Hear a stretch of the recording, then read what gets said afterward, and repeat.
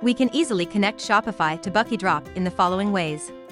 First, in the BuckyDrop admin, go to Stores, Shopify, and click Connect Store.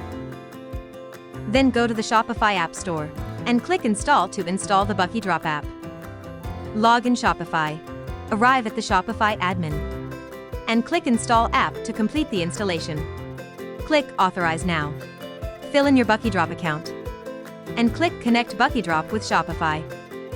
Arrive at Shopify's Approve Subscription page, confirm the subscription plan, and select a payment method. After confirming the bill, click Approve. Congratulations! Your store's subscription has been successfully completed. Click Return to My Store, and you can see the store you've connected.